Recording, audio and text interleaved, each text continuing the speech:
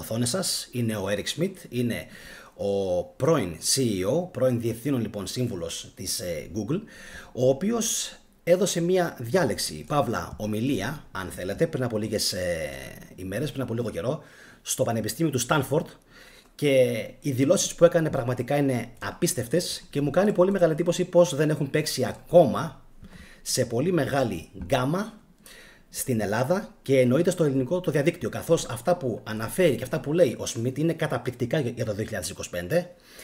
Θα έλεγα μέχρι και εκφοβιστικά, σε εισαγωγικά, χωρίς φυσικά ο ίδιος να θέλει να προκαλέσει φόβο στον κόσμο που έτυχε να παρακολουθήσει τη διάλεξη, αλλά αυτά που λέει είναι πάρα πολύ καινοτόμα, πάρα πολύ σημαντικά και πάρα πολύ σημαντικά για την επικαιρότητα και για τα επόμενα χρόνια που θα ακολουθήσουν. Γνωρίζετε ποιος είναι ο Eric Schmidt? Είναι η ερώτηση που έχω βάλει στην σημερινή δημοσκόπηση. Εννοείται πως έχω ενεργοποιήσει τις ερωτήσεις στην ζωντανή συνομιλία, κάτι που σημαίνει πως στο τέλος της εκπομπής όσοι από εσάς έχετε απορίες θα προσπαθήσουμε να τις απαντήσουμε όλες. Πριν φυσικά προχωρήσω στα πίστευτα που λέει ο Eric Schmidt, να σας υπενθυμίσω να κάνετε like στο βίντεο, εγγραφή στο κανάλι και φυσικά οπωσδήποτε να κοινοποιήσετε τη σημερινή εκπομπή, καθώς τα πράγματα που λέει αυτός ο άνθρωπος νομίζω πως δεν τα έχει πει κανένας το τελευταίο διάστημα και πιστέψτε με είναι πάρα πολύ σημαντικό αυτά που είπε στην διάλεξή του στο Πανεπιστήμιο του Στάνφορντ μπροστά σε κάποιους φοιτητές. Πρέπει οπωσδήποτε να κοινοποιηθούν, να μαθευτούν και ο κόσμος να μάθει τι είπε, ειδικά για την τεχνητή νοημοσύνη και για τα παιχνίδια ενέργειας που γίνονται αυτή τη στιγμή παγκοσμίως. Εννοείται ότι όταν μιλάμε για τεχνητή νοημοσύνη και παιχνίδια ενέργειας αναφέρεται φυσικά εμέσως πλην σαφώς και στους πολέμους που λαμβάνουν χώρα αυτή τη στιγμή, γεγονός που μας δείχνει ότι όλα αυτά τα συμβάντα ενώνονται και είναι επικοινωνούντα δοχεία. Πάμε να σας πω τι είπε, τι δηλώσεις έκανε και μέχρι το τέλος της εκπομπής θα έχετε καταλάβει στο 100% τι θα ακολουθήσει τα επόμενα χρόνια. Δώστε βάση σε αυτά που είπε, θα σας τα μεταφέρω όσο πιο απλά μπορώ, καθώς είναι επιστημονική η γλώσσα. Έκατσα και τα μετάφρασα από τα αγγλικά στα ελληνικά και ελπίζω να μπορέσω να σας τα μεταφέρω όσο το δυνατόν πιο εύγλωτα και με παρησία. Πάμε λοιπόν να σας πω αυτά που είπε.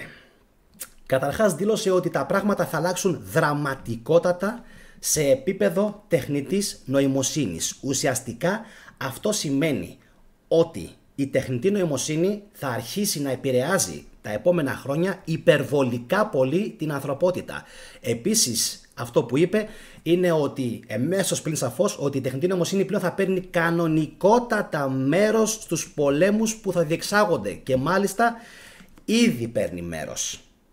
Ήδη τώρα που μιλάμε η τεχνητή νοημοσύνη παίρνει μέρος και από πλευράς Αμερικής και από πλευράς Ρωσίας. Εννοείται πως και οι Κινέζοι το έχουν πάρει γραμμή όλο αυτό το παιχνίδι και το κυνηγάνε και αυτοί.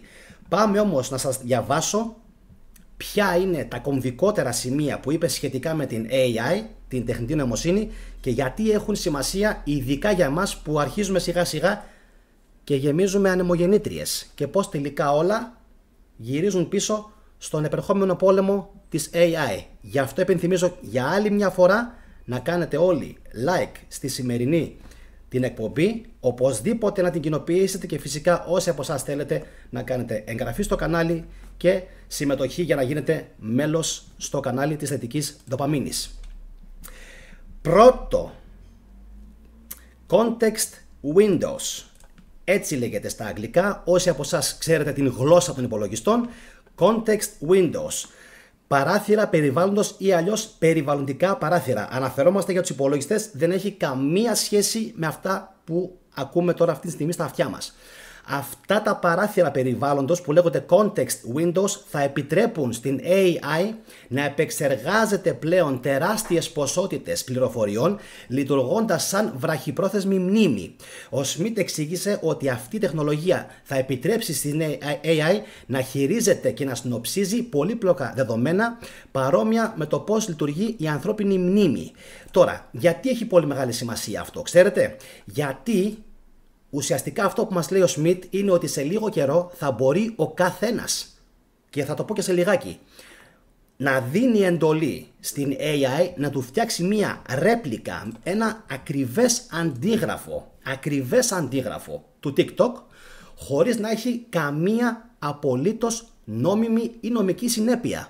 Και μετά στην ουσία να το χρησιμοποιεί για τους δικούς του κακόβουλους ή και καλόβουλους σκοπούς. Αυτό είναι τρομακτικό, έτσι, το τι μπορεί να κάνει τα επόμενα χρόνια η AI.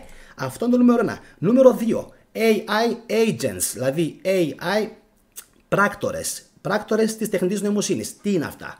Αυτοί θα γίνονται πιο εξελιγμένοι, λέει, ικανοί να μαθαίνουν από δεδομένα, να πειραματίζονται και να ενσωματώνουν νέα γνώση. Ο Σμιτ το βλέπει αυτό ως αλλαγή του παιχνιδιού, ειδικά σε τομείς όπως η χημεία και όχι μόνο, όπου η τεχνητή νοημοσύνη μπορεί να επιταχύνει γρήγορα τις ανακαλύψεις και ουσιαστικά τι θα γίνει? Θα δώσει προβάδισμα, έτσι, σε κάποιες χώρες οι οποίες θα μπορέσουν να εξελιχθούν όχι μόνο φυσικά μέσω της χημείας, αλλά και μέσω chemical warfare. Ουσιαστικά αυτό που λέμε χημικός πόλεμος. Και όχι μόνο. Δεν στάθηκε σε αυτό, είναι η δικιά μου φυσικά η ερμηνεία, αλλά νομίζω πως είναι πάρα πολύ λογικό ότι θα συμβεί και αυτό.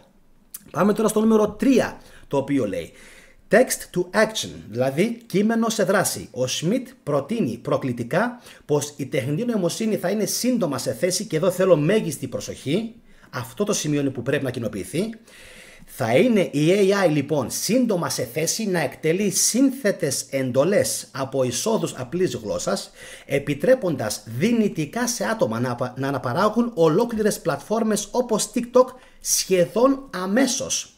Και μάλιστα στο βίντεο που είδα, όπου δίνει την ομιλία παύλα διάλεξη στο Stanford, ουσιαστικά τους λέει πως μέσα σε 30 δευτερόλεπτα, δηλαδή μέσα σε 30 δευτερόλεπτα, 30 seconds, θα μπορεί κάποιος να δίνει εντολή στην AI, όσο και αν σας φαίνεται απίστευτα προκλητικό, να δίνει εντολή να γίνεται ολόκληρη αντιγραφή του TikTok και ουσιαστικά να λαμβάνει χώρα. Αν και είναι, λέει, υπερβολική, αυτή η ιδέα όμως υπογραμμίζει τις ανατρεπτικές δυνατότητες της τεχνητής νοημοσύνης. Τώρα, υπάρχει ένα μεγάλο πρόβλημα και θα το δείτε σε λιγάκι. Αυτό το πρόβλημα είναι ίσως το κομβικότερο που αναλύει και έχει να κάνει με τι? Έχετε καταλάβει τι γίνεται? Όσο ανεβαίνει η AI, τόσο περισσότερη ενέργεια χρειάζεται. Αυτό είναι ένα μέρος του παιχνιδιού που δεν το έχει καταλάβει κανείς.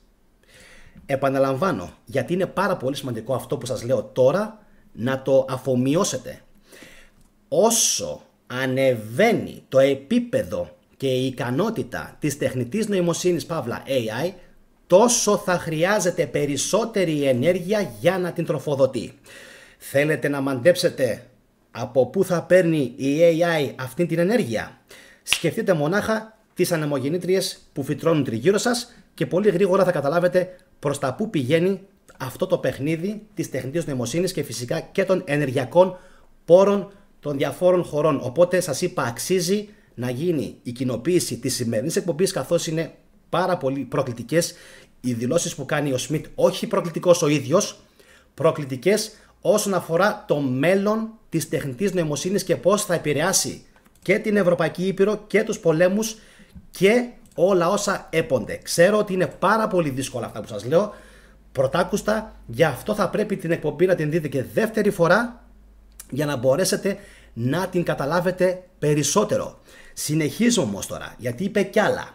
Ενώ οι ΗΠΑ, δήλωσε ο Σμιτ, προηγούνται επί του παρόντος στο παιχνίδι της AI, ιδιαίτερα με πλεονέκτημα 10 ετών στην τεχνολογία των ημιαγωγών, έτσι τους ονομάζει, Semiconductor Technology, η Κίνα κλείνει γρήγορα αυτό το χάσμα και τα επόμενα χρόνια θα προσπαθήσει να ξεπεράσει κιόλας τις ΗΠΑ. Άνω τελεία. Τι λέει εδώ? Πρώτον μας λέει ότι η τεχνολογία της AI που χρησιμοποιεί η Αμερική αυτή τη στιγμή που μιλάμε τώρα είναι 10 χρόνια σε επίπεδο ημιαγωγών, semiconductors, πιο μπροστά από τους Κινέζους. Αλλά ότι οι Κινέζοι, δώστε βάση σε αυτό, έχουν αρχίσει και κλείνουν το χάσμα, την απόσταση, τη διαφορά στην τεχνολογία όσον αφορά την εφαρμογή τεχνολογίας, η οποία θα τους επιτρέψει να βελτιστοποιήσουν ακόμα περισσότερο, εντάξει, την τεχνητή νοημοσύνη. Και έχει κι άλλα. Επεσήμανε, και εδώ είναι που θα πρέπει να καθίσετε να σκεφτείτε πού κολλάει το παιχνίδι της ενέργειας, πού κολλάει ο πόλεμος Ουκρανίας-Ρωσίας, πόλεμος Ισραήλ-Χαμάς, γιατί δεν υπάρχει Παλαιστίνη, την έχουν εξαφανίσει, και ουσιαστικά πού κολλάνε όλα τα ενεργειακά τα θέματα που έχουν δημιουργηθεί τα προηγούμενα χρόνια. Ακούστε πάρα πολύ προσεκτικά την επόμενη τοποθέτηση που κάνει, και αν πείτε σε κάποιον γνωστό σας που ξέρει από τεχνολογία, ρωτήστε τον αν αυτά που λέει ο Σμιτ έχει δίκαιο ή όχι. Ακούστε πολύ προσεκτικά τι λέει τώρα, γιατί μπαίνουμε σε βαθιά νερά. Πάμε. Ο Σμιτ επεσήμανε ότι η κλίμακα των απαιτούμενων επενδύσεων για την περαιτέρω εξέλιξη της AI είναι κοντά στα 300 δισεκατομμύρια δολάρια. Μέχρι εδώ όλα καλά. Θέλουμε 300 δις. Πού τα βρούμε? Μόνο λίγες χώρες με σημαντικούς πόρους και ισχυρά εκπαιδευτικά συστήματα μπορούν ρεαλιστικά να ανταγωνιστούν. Ο Σμιτ ουσιαστικά, αν θέλετε να καταλάβετε σε επίπεδο Ελλάδας, η Ελλάδα δεν υπάρχει στο χάρτη. Δεν το αναφέρει φυσικά ο Σμιτ, αλλά ουσιαστικά η Ελλάδα δεν υπάρχει στο χάρτη. Γιατί λέει πως η μόνη χώρα που μπορεί να βοηθήσει, και να γίνει αρρωγός της Αμερικής είναι ο Καναδάς. Και φυσικά, αν το δούμε πιο μακριά, οι σκανδιναβικές χώρες. Και οι κάτω χώρες και ενδεχομένως κεντρική και δυτική Ευρώπη. Αναφέρεται φυσικά ο άνθρωπος σε χώρες οι οποίες έχουν υποδομές και εκπαίδευση. Εμείς βγάζουμε από τα σχολεία όνους και γαϊδούρια και ανθρώπους οι οποίοι είναι παπαγάλοι. Είτε είναι μαθηματικά, είτε είναι άλλες σπουδές, είτε είναι αρχαία. Βγάζουμε παπαγάλους. Δεν βγάζουμε μορφωμένους ανθρώπους. Γι' αυτό και δεν έχουμε καλό εκπαιδευτικό σύστημα, σύμφωνα φυσικά με τον Σμιτ, ο οποίος λέει ότι μόνο ο Καναδάς έχει οικονομικούς πόρους και ενεργειακούς πόρους. Και τι λέει? Τόνισε επίσης τη σημασία των ενεργειακών πόρων, σημειώνοντας ότι η άφθονη υδροελεκτρική ενέργεια, επειδή είναι και κοντά, του Καναδά θα μπορούσε να είναι ζωτικής σημασίας για την τροφοδοσία των κέντρων δεδομένων που απαιτούνται για την τεχνητή νοημοσύνη. Καμπανάκι, αν αυτό δεν είναι σημαντικό. Τι θέλουν δηλαδή οι ΗΠΑ? Θέλουν έναν παίχτη κοντά τους, ο οποίος να είναι πλούσιος και να έχει ενέργεια. Πλούσιος και να έχει ενέργεια. Και να έχει εκπαιδευτικό σύστημα. Πλούτο, ενέργεια, εκπαιδευτικό σύστημα.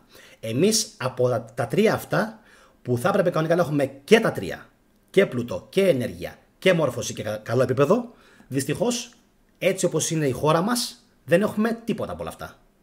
Ενώ θα μπορούσαμε, και υπάρχουν άνθρωποι που έχουν τα φόντα, εν τούτης γίνεται κλοπή ουσιαστικά όλων των think tanks της Ελλάδας και φεύγουν στο εξωτερικό. Πώς θα επηρεαστεί η Ευρώπη? Πάρα πολύ. Αν ο Σμιτ δηλώνει ότι η Αμερική έχει ήδη πρόβλημα, σταθείτε λίγο σε αυτό, ανοίξτε λίγο τα αυτιά σας και τα μάτια σας. Αν δηλώνει ήδη ότι η Αμερική έχει πρόβλημα και χρειάζεται τον Καναδά για συνέτερό της, φανταστείτε πόσα προβλήματα θα υπάρξουν στην γυραιά Ήπειρο και θα δημιουργηθούν τα επόμενα χρόνια. Για να καταλάβετε λιγάκι για ποιο λόγο γίνονται οι πόλεμοι. Το κυριότερο αίτιο πλέον που γίνονται οι πόλεμοι δεν είναι η ενέργεια για τη θέρμανση μας. Είναι η ενέργεια οι πόροι για να τροφοδοτούνται οι κβαντικοί υπερυπολογιστές και η τεχνητή νοημοσύνη. Αυτό το κέντρο που θα γίνει στην Ελλάδα, το Δέδαλος, που θα έχει υπερσύγχρονο κβαντικό υπολογιστή, το θυμόσαστε το βίντεο αυτό? Τέλεια. Αυτό το βίντεο, συγγνώμη, αυτό το κέντρο που θα γίνει, από πού θα παίρνει ενέργεια? Από φωτοβολταϊκά, πιστεύετε? Για να καταλάβετε πόσο σημαντικές είναι οι δηλώσεις που έχει κάνει, έτσι. Και νομίζω πως κανένας δεν έχει πάρει γραμμή τι λέει αυτός ο άνθρωπος τώρα. Εγώ το καταλαβαίνω γιατί σκέφτομαι ακριβώς όπως αυτός. Σκέφτομαι, όχι λόγω νοημοσύνης εξυπνάδας, καμία σχέση. Ο τρόπος που σκέφτομαι, ο τρόπος που βλέπω τα πράγματα να εξελίσσονται. Έτσι, δεν κάνω κομπασμό, γι' αυτό σας λέω ότι εδώ κάτι υπάρχει. Και αν αυτός ο άνθρωπος προειδοποιεί ότι τα επόμενα χρόνια τόσο η Αμερική, όσο πολύ πιθανόν και ο σύγχρονος δυτικός κόσμος θα χρειάζεται παραπάνω ενέργεια για να τροφοδοτεί την AI, από πού θα την παίρνει αυτή την ενέργεια? Σίγουρα, σας το ξαναλέω, σίγουρα όχι από τα φωτοβολταϊκά τα πάρκα. Σίγουρα όχι. Αλλιώς θα μας το λέγανε και εμάς. Παιδιά, κάντε επενδύσεις εκεί πέρα για να γίνει αυτό. Δεν ξέρουμε επομένως τι θα δούμε τα επόμενα χρόνια. Δεν ξέρουμε. Σε αυτό το επίπεδο δηλαδή πολεμικών συγκρούσεων και πώς όλα αυτά θα έχουν σημασία με το γίγνεσθε δεν ξέρουμε. Μέχρι στιγμής ο πόλεμος δεν μας έχει αγγίξει, αλλά βλέπετε ότι είναι περιμετρικά γύρω μας. Εντάξει, μας λιβανίζει εδώ και πολύ καιρό.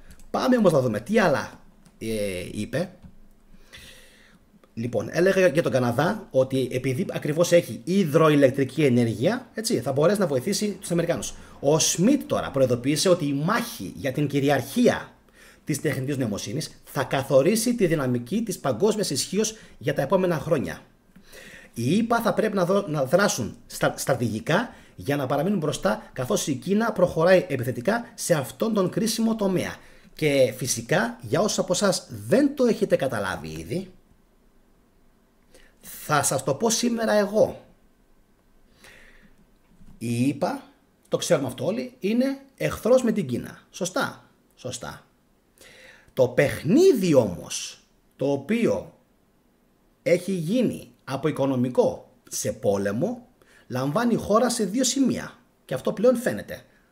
Ένα είναι Ισραήλ με τη Χαμάς και το άλλο το παιχνίδι είναι, δηλαδή οι δοκιμές, αν θέλετε έτσι, οι δοκιμές του πολέμου λαμβάνουν χώρα σε αυτές τις περιοχές. Ουκρανία versus Ρωσία και Ισραήλ versus Χαμάς. Εκεί λοιπόν παίζονται όλες αυτές οι αναλογίες. Εντάξει, σε αυτά ακριβώς τα μέτωπα. Και κανείς δεν ξέρει τι θα γίνει στα επόμενα χρόνια. Κανείς δεν ξέρει πώς θα εξελιχθούν τα πράγματα. Για να δούμε τι άλλα λέει. Πέμπτο, ο Σμιτ τόνισε τον αυξανόμενο κίνδυνο, και εδώ είναι το βίντεο που έκανα προχθές για τη Ρωσία. Ότι η Ρωσία έχει στα χέρια της πολύ ισχυρή τεχνητή νοημοσύνη και τη χρησιμοποίησε για να κάνει προπαγάνδα στην Ευρώπη. Βέβαια και στην Αμερική. Δεν τα κατάφεραν και φυσικά το FBI συνέλαβε 2 Ρώσους και οι Ρώσοι υποσχέθηκαν αντίπεινα. Όπως βλέπετε, γίνεται ένας πόλεμος για το ποιος θα επικρατήσει στην AI. Πάμε όμως να δούμε τι λέει στο πέμπτο το στοιχείο του ο Σμιτ. Τόνισε λοιπόν τον αυξανόμενο κίνδυνο, προσέξτε λίγο τη λέξη, παραπληροφόρησης και προπαγάνδας, θα συμπληρώσω, που βασίζεται στην τεχνητή νοημοσύνη, ειδικά με τις επερχόμενες εκλογές. Επεσήμανε ότι οι πλατφόρμες μέσων κοινωνικής δικτύωσης δεν είναι καλά οπλισμένες για να χειριστούν την κλίμακα και την πολυπλοκότητα των ψευδών πληροφοριών που μπορεί να δημιουργήσει η τεχνητή νοημοσύνη. Αυτό εδώ είναι ίσως το σημαντικότερο πράγμα που έχω διαβάσει το τελευταίο διάστημα. Γιατί ουσιαστικά μας λέει τι ο άνθρωπος? Ότι αν κάποιος έχει ένα καλό εργαλείο τεχνητής νοημοσύνης στα χέρια του, προσέξτε, μπορεί να σας κάνει να πιστέψετε ό,τι θέλει. Απίστευτο. Αυτό που σας λέω, συγκρατήστε το. Για το μέλλον. Πείτε το και σε κάποιον φίλο σας. Για το μέλλον. Μην κάνετε κοινοποίηση. Για το μέλλον. Συγκρατήστε το όμως. Όποιος έχει ισχυρά εργαλεία τεχνητής νοημοσύνης στα χέρια του, μπορεί να σε πείσει ότι αυτό που είδες ήταν αληθινό. Με πιάνετε? Είναι απίστευτο.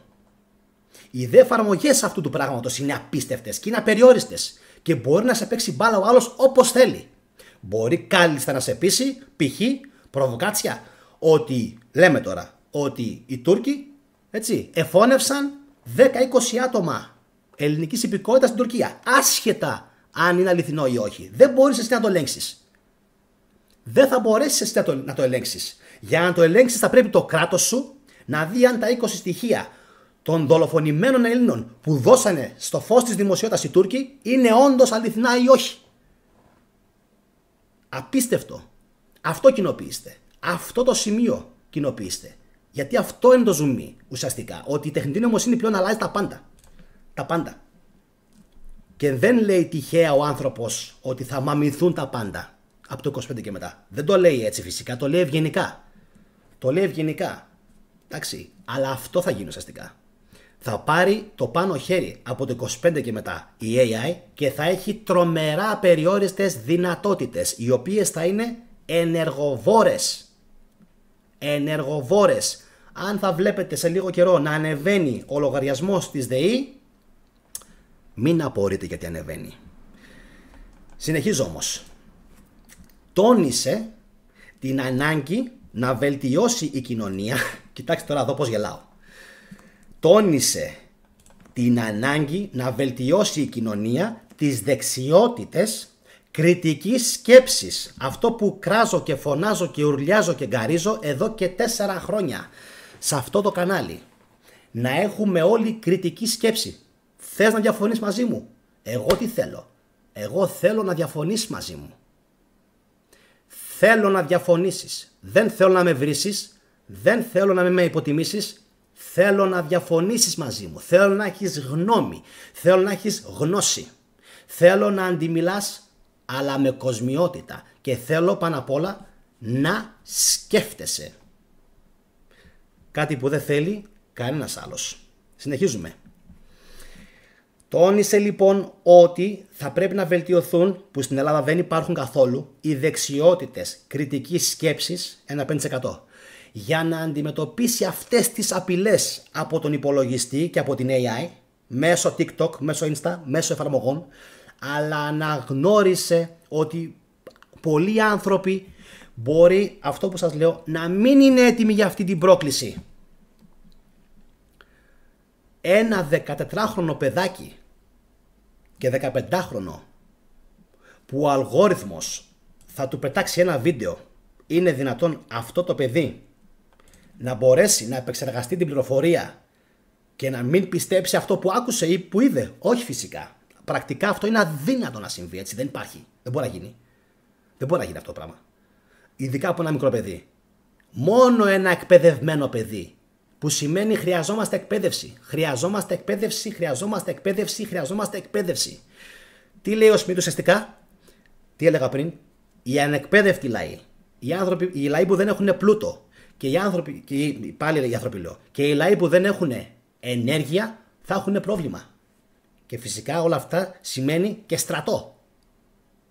Στρατός, πλούτος, ενέργεια, μόρφωση. Στρατός, πλούτος, εντάξει, ενέργεια, μόρφωση. Αυτοί οι 4 πυλώνες που λέει τώρα ο Σμιτ είναι που θα παίξουν όλον τον κομβικό το ρόλο και θα επηρεάσουν αυτοκρατορίες. Χώρες θα πέσουν, χώρες θα αναγεννηθούν, χώρες θα εξαφανιστούν από το χάρτη, χώρες καινούργιες θα γεννηθούν. Όχι τώρα, το 30 και μετά μπορεί. Από το 25 θα γίνει η μεγάλη αλλαγή. Πού? Στη λειτουργία της τεχνητής νοημοσύνης, στο πώς δουλεύει και στο πόσο γρήγορα η AI θα επεξεργάζεται δεδομένα εντάξει, που θα τις βάζουν κάποιοι.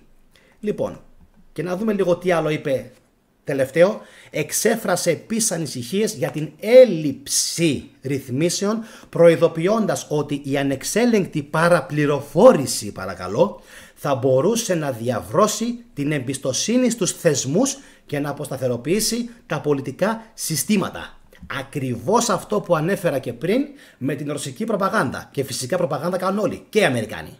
Έτσι. Δεν κρυβόμαστε. Όλοι κάνουν προπαγάνδα. Όλοι.